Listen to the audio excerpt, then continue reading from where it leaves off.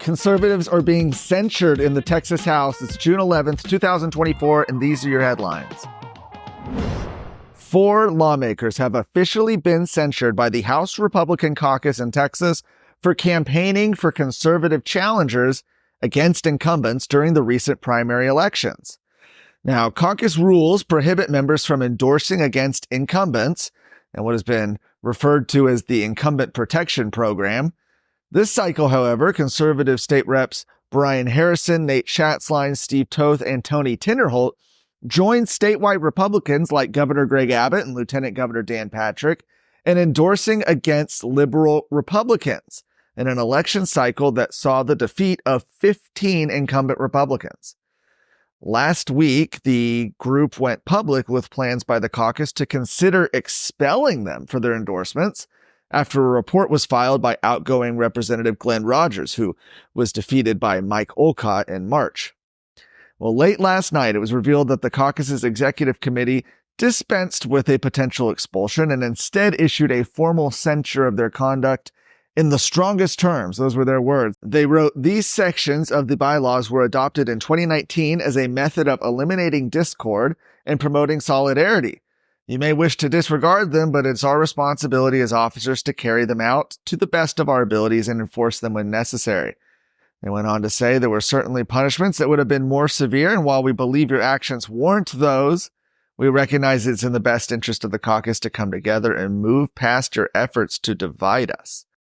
Now, that censure was signed by the executive committee of the caucus that consists of state representatives Tom Oliverson, Lacey Hull, Shelby Slauson, J.C. Jeton, and Jared Patterson. I'll note, though, State Representative Steve Toth said that Tom Oliverson and Shelby Slauson were both opposed to expelling the members. In response, the 4 lawmakers issued a statement saying they would have happily been expelled from the Texas House Republican Caucus, which they say worked with Democrats to help re-elect liberal Speaker Dade Phelan. Now, an update on some news that we circulated on X today. That's the Texas conservative commitment. Maybe you've seen this. It's currently being circulated among Texas House Republicans, and it appears to largely mirror the Republican Party of Texas's priorities, which came out last week, though it has some softer language. So it's essentially a pledge to pass things like election integrity, but it doesn't have a lot of specifics about what that looks like. Similar with school choice, so on and so forth. Notably on this list, though, a ban on Democrat chairs is absent from the pledge.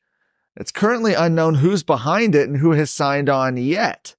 But as we put it out there today, we got some responses. Matt Rinaldi, the former Republican Party of Texas chairman, wrote in a post, he said, "Quick, we need a statement saying stuff people like, but let us keep Democrats in charge." Brett Money, an incoming member of the legislature, said, "I don't know who's behind it, but I have not signed on.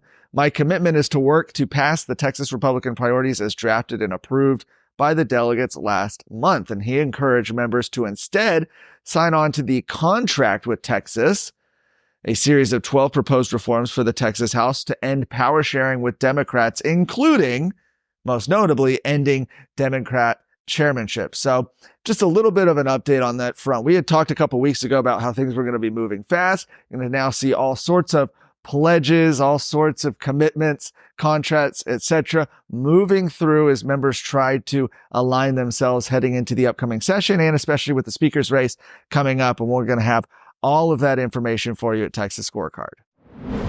What are the important things out there in Texas politics and Texas news that matter to you, and what can you do about it? That's what we want to bring you with the Luke Macias Show on a weekly basis for 20 to 30 minutes. That way you can get the information and go do something for the rest of your week. I look forward to coming to you every Wednesday.